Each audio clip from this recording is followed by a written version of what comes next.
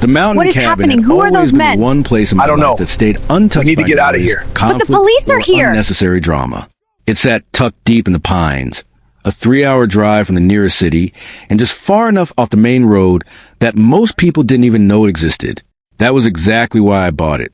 After 12 years of structured routines, early mornings, and deployments that had taken me across more time zones than I cared to count, silence had become a luxury I valued more than anything else. The cabin was my reset button. No neighbors close enough to complain. No traffic. No constant stream of emails. Just clean mountain air and the quiet creak of the trees when the wind rolled through. Or at least, that was how it had always been. The property itself was part of a larger mountain development, one of those upscale communities that marketed itself as rustic luxury living. Translation: expensive homes in the woods with an HOA that liked to pretend it ran a small country. When I first bought the place, the homeowners association had been relatively harmless. A few newsletters, occasional reminders about fire safety. Nothing worth losing sleep over. That changed about 8 months ago. That was when Patricia Holloway became HOA president. Even before I officially met her, I started noticing the shift. The emails became longer. The tone became sharper. Suddenly, there were new community standards being drafted every few weeks. Parking guidelines, landscaping expectations, exterior color approvals. It was a kind of slow creep that most people ignored until it was already too late. I didn't pay much attention at first. My cabin wasn't my primary residence. I spent most of my time working out of state, only visiting the property every few weeks when I needed to clear my head. As long as the place was maintained and my property manager kept an eye on things, I stayed out of HOA politics. That was mistake number one. 2 weeks before everything went sideways, I got my first direct email from Patricia. It was long, overly formal, and written in that passive-aggressive tone that somehow manages to sound polite while still being deeply irritating. She welcomed me as a valued member of the mountain community and reminded me about several new compliance updates that required timely attention. I skimmed it, flagged it, and moved on with my day. Looking back, that was the moment the quiet started to crack. A few days later, my property manager sent me a routine update. Nothing unusual at first glance. Lawn maintained, exterior checked, utilities functioning normally. But there was one small note at the bottom that caught my attention. Increased vehicle traffic observed near property over weekend. It wasn't a red flag yet, but it was enough to make me pause. The cabin wasn't a high-traffic area. Most weekends, the road out front stayed empty except for the occasional hiker or another homeowner heading up the mountain. I made a mental note to keep an eye on it. Then work got busy again. By the time the second message came in, things had already started to unravel. This one came late on a Friday night. Not from the property manager this time, but from one of the neighboring owners I barely knew. The subject line alone was enough to put me on alert. Is everything okay at your cabin? The body of the message was short, but unsettling. He mentioned seeing unfamiliar cars parked along the access road. Said there had been music earlier in the evening. Asked if I had renters staying at the property. I didn't. My cabin wasn't listed for rent. Never had been. I kept it private on purpose. That was when the first real knot formed in my stomach. I pulled up the exterior security feed from my phone, expecting to see nothing more than maybe a wrong turn or two. The connection lagged for a moment, the spinning wheel on my screen taking longer than usual to load. Then the image finally came into focus, and the quiet little mountain road outside my cabin was anything but quiet. Cars. Not one or two. Dozens. They lined both sides of the narrow access road, headlights cutting through the evening fog. Vehicles packed so tightly, it looked more like the parking lot of a crowded event than a private mountain property. Even through the grainy night footage, I could see people moving around outside. My jaw tightened. This wasn't a misunderstanding. This was something else entirely. I switched camera angles. The next view made my grip on the phone slowly tighten. The lights inside my cabin were on. All of them. And shadows were moving across the windows. For the first time since buying the place, the mountain cabin didn't look peaceful. It looked occupied. And I knew with cold certainty settling in my chest, that whatever was happening up there wasn't going to be a simple explanation. I grabbed my keys, because something told me the drive up the mountain was about to get very interesting. The drive up to the cabin had never felt long before. That night, every mile stretched tight with tension. The highway gave way to the winding mountain road, the familiar curves cutting through thick walls of pine and shadow. Normally the climb brought a sense of calm, the kind that settled into the chest the higher you went. But this time the silence outside only made the situation replay louder in my head. Dozens of cars, lights on, movement inside my cabin. There were only a few explanations, and none of them were good. Halfway up the mountain, my phone buzzed again. Another message from the same neighbor. This one was shorter, more urgent. Still a lot of activity. Music getting louder. My jaw set tighter. By the time my tires left the main road and hit the narrow gravel access path, the first signs of chaos were already visible. Headlights flickered between the trees ahead, far more than should have been anywhere near my property. Even before the cabin came into view, I could hear it. Bass. Low. Heavy, unmistakable. It pulsed faintly through the forest like a heartbeat that didn't belong there. The peaceful mountain air had been replaced with something else entirely. I rounded the final bend, and the full scene came into view. The access road to my cabin was completely overrun. Cars packed both shoulders bumper to bumper. Some angled half into the brush.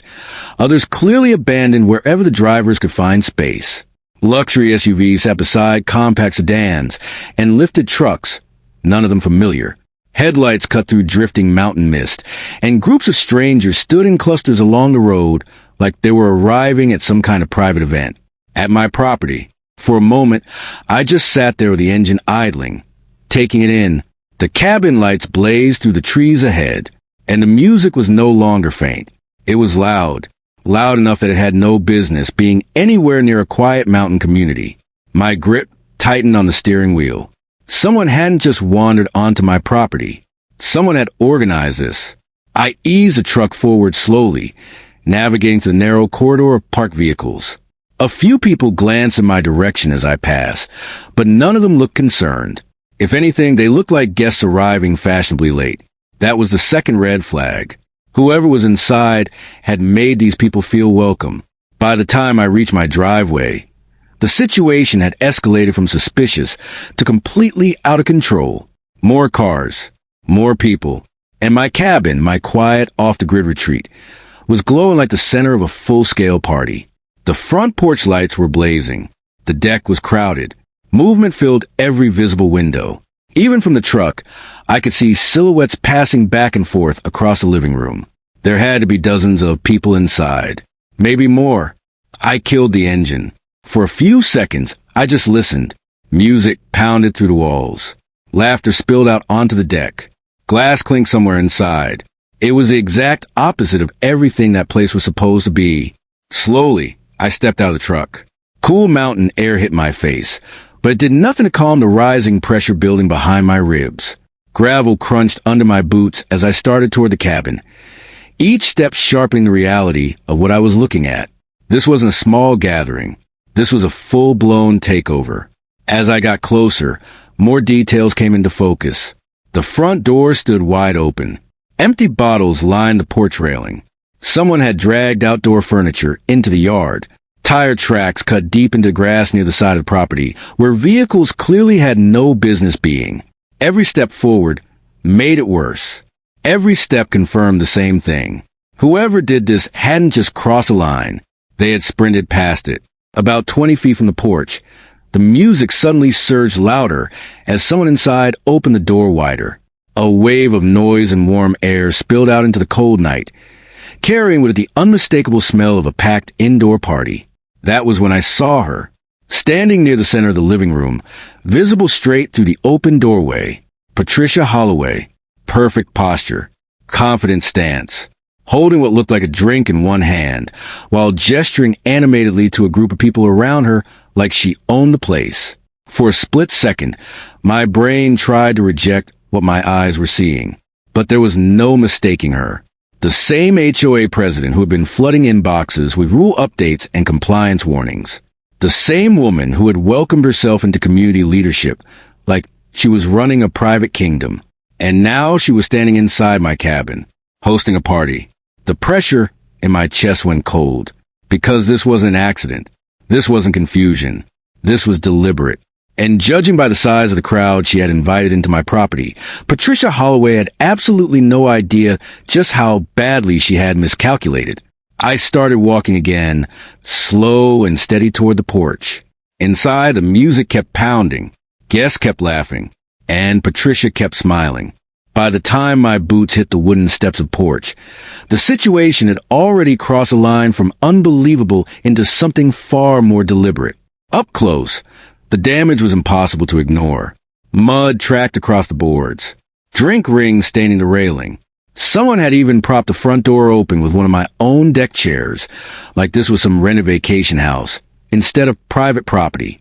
The bass from inside vibrated through the wood beneath my feet, steady and intrusive, like the cabin itself was being forced to tolerate something it was never meant to hold. For a brief moment, I stood there just outside the doorway, taking it all in, not out of hesitation, out of calculation, because this wasn't just about walking in and shutting things down. The scale of what Patricia had pulled off was bigger than simple arrogance. This had planning behind it, coordination, enough confidence to invite what looked like nearly 80 people into a home that didn't belong to her. That kind of confidence usually came from one of two places. Either she thought she had permission, or she thought no one would challenge her. Inside, the living room had been completely transformed. The furniture I'd carefully arranged for quiet weekends was pushed back against the walls. My dining table had been repurposed as some kind of drink station. Shoes and jackets were scattered across the floor, like the place had been open to the public all evening. And Patricia Holloway stood right in the middle of it, calm, composed, completely at ease. She was mid-gesture, clearly in the middle of telling some story to the group gathered around her. Several people were laughing. Others were filming on their phones. The entire atmosphere carried that loose, careless energy of people who believed they were exactly where they were supposed to be. That was about to change. I stepped across the threshold. It was a small movement, but the shift was immediate. Not because anyone announced it, because presence has a way of moving through a room before words ever do. The first few guests nearest the door noticed. Conversations faltered slightly. Heads turned. Confusion flickered across unfamiliar faces as people tried to place who the new arrival was and why the air suddenly felt tighter. I didn't raise my voice, didn't make a scene. I simply walked forward, slow, direct, purposeful, and the ripple spread. The music kept playing, but the energy of the room began to tilt. Laughter faded in pockets. People shifted their weight. A few guests subtly lowered their phones. That unspoken awareness started moving person to person like a current. Something was off. Something had changed. Patricia didn't notice at first. She was still mid-story, still smiling, still operating under the assumption that she was completely in control of the environment around her. But the group in front of her was already starting to look past her shoulder. Their attention had moved toward me. That was when she finally turned. The moment her eyes landed on me, the transformation was instant and unmistakable. The smile didn't disappear all at once. It froze, locked in place like her expression hadn't received the updated instructions from her brain yet. For a brief second, she looked less like the confident HOA president and more like someone trying to rapidly recalculate a situation that had just gone sideways. Her posture stiffened, her shoulders squared slightly, and the room, already on edge, seemed to hold its breath. Recognition settled across her face in slow motion, followed closely by something else. Uncertainty. Not panic yet, but the first crack in the armor. I kept walking until I stopped a few feet inside the living room, giving myself a clear view of the full situation. From this angle, the scale of the party was even worse than it had looked from outside. The guest count was easily pushing 80. Maybe more if people were still outside.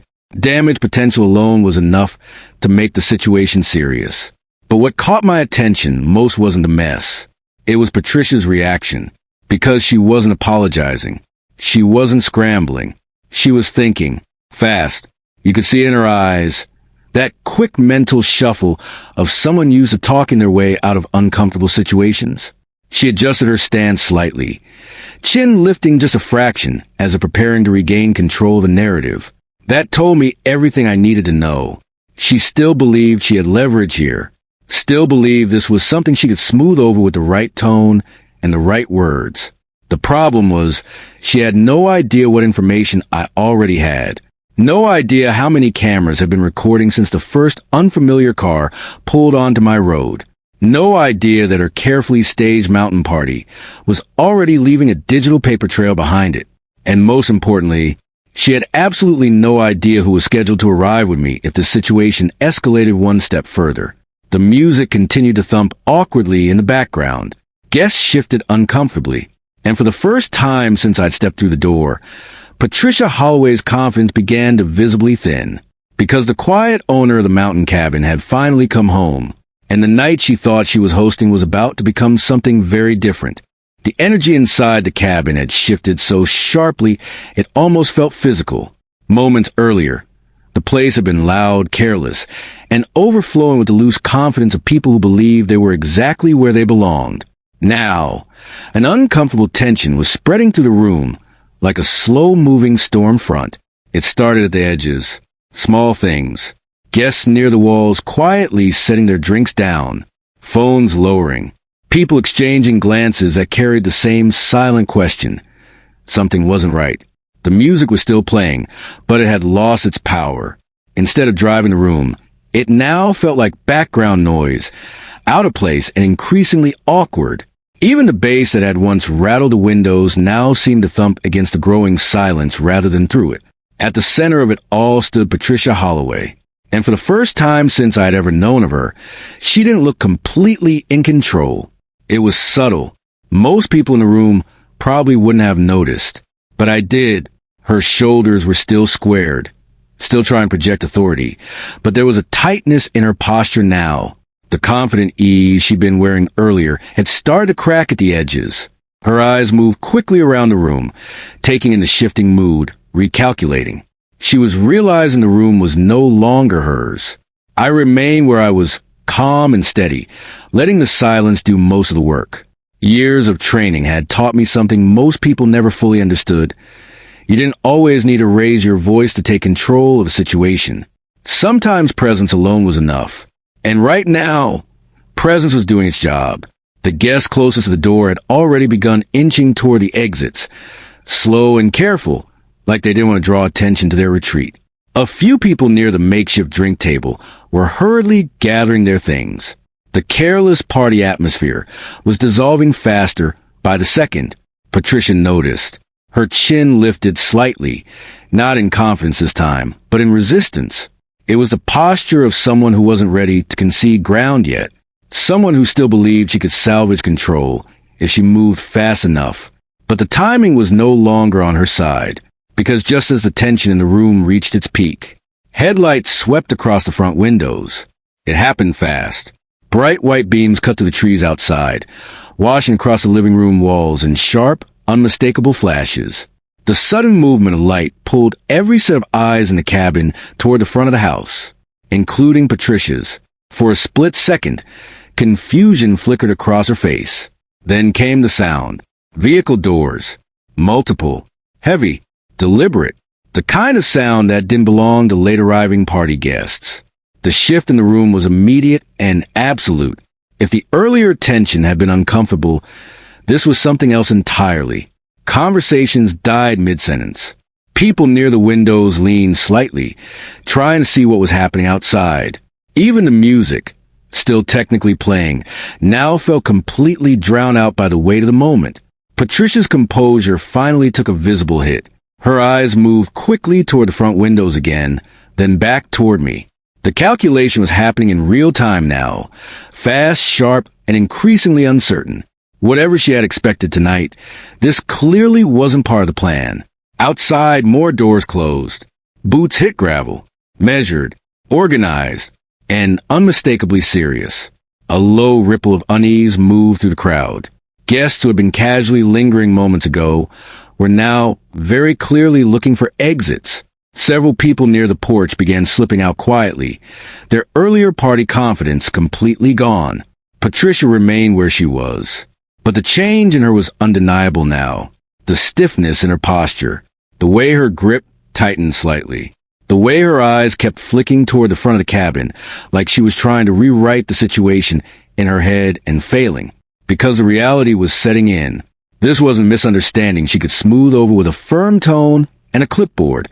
This wasn't a neighbor she could pressure with HOA policy language. This situation had moved into territory she wasn't prepared to manage. The front porch boards creaked. Footsteps approached the open doorway. Slow, controlled, professional, the kind of movement that carried authority without needing to announce it. By now, nearly half the guests had started quietly filtering toward the exits. The party atmosphere was completely gone, replaced by the unmistakable tension of people realizing they might have walked into something far more serious than a weekend gathering. Patricia finally stopped trying to hold the room together, because she couldn't. Her eyes locked onto the doorway, and for the first time that night, real panic began to surface. Not loud, not dramatic, but sharp enough to be unmistakable. The carefully managed HOA president was running out of ground to stand on, and whatever confidence she had walked into my cabin with, it was disappearing fast. By the time the footsteps reached the doorway, the party was already unraveling in real time. What started as a loud, crowded takeover of my quiet mountain cabin was now something entirely different. A room full of strangers, suddenly very aware they might be somewhere they shouldn't be. The shift wasn't loud. It was sharper than that, more controlled. The kind of tension that settles into people's shoulders when the situation stops feeling casual and starts feeling official. The first uniformed figure appeared in the open doorway, framed by the cold mountain night behind him. Then another, and another. Calm, organized, professional. Their presence filled the entrance without any need for raised voices or dramatic gestures. The effect on the room was immediate. The remaining music, still playing somewhere near the back of the cabin, suddenly felt almost absurd. Conversations died mid-breath. Several guests who had been inching toward the exits now moved much faster, quietly slipping past the newcomers with heads lowered and shoulders tight. No one wanted attention anymore. No one wanted to be the center of whatever was about to happen next. At the center of the living room, Patricia Holloway stood perfectly still. For the first time since I had seen her name in my inbox a month ago, the confident composure she usually wore like armor was visibly cracking. Her posture was still upright, still trying to project control, but the small tells were there now. The stiffness in her shoulders, the tightness around her eyes, the way her gaze kept flicking between me and the doorway like she was searching for an exit that didn't exist, because the room was no longer hers. It hadn't been for several minutes, but now everyone could see it. More guests quietly filtered out, the earlier crowd of nearly 80 shrinking by the second. What remained was the aftermath. Overturned cushions, half-finished drinks, muddy footprints across hardwood floors that had been spotless just days earlier. The damage was becoming easier to see, and harder to ignore. I remained where I was, steady and silent, letting the situation continue to settle under its own weight. There was no need to rush. The evidence was already everywhere.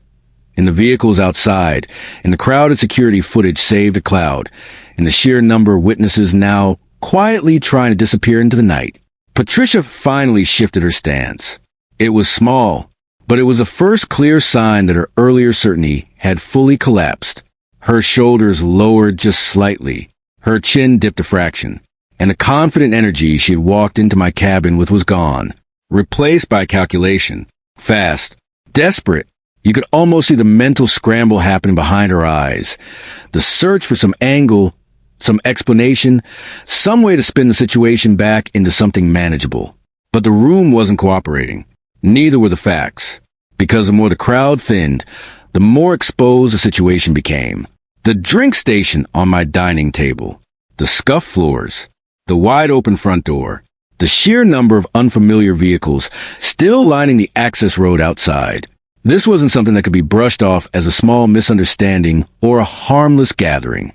This was organized, intentional, and very well documented.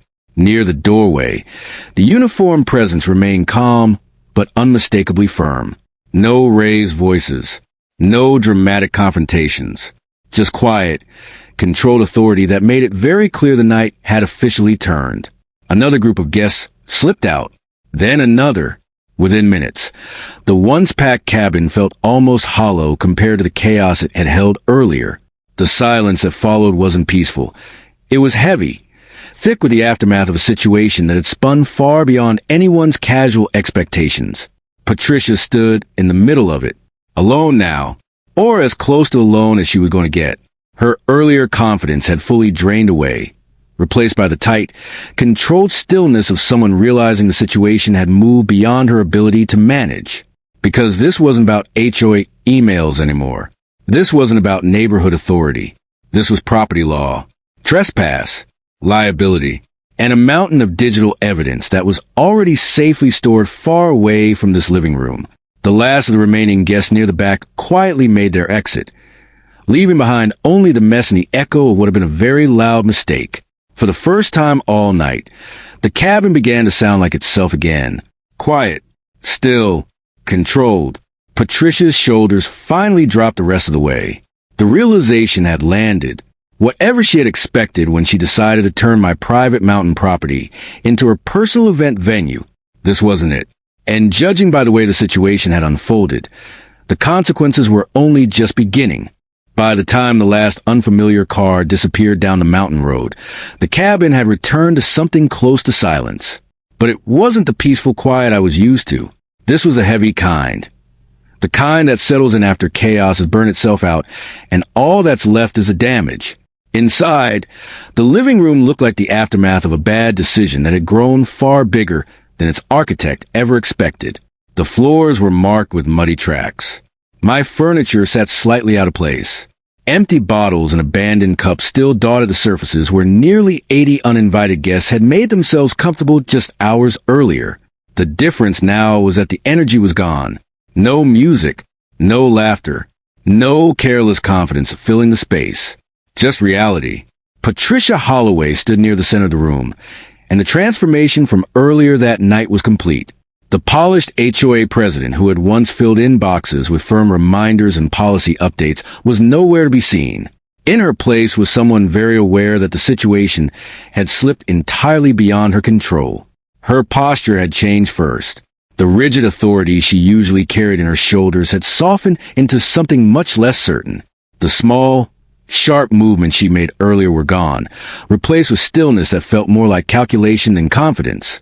Because now she was looking at the same thing I was. Evidence. Everywhere. The security cameras mounted discreetly around the property had done their job exactly as intended. Every vehicle that had rolled onto the road.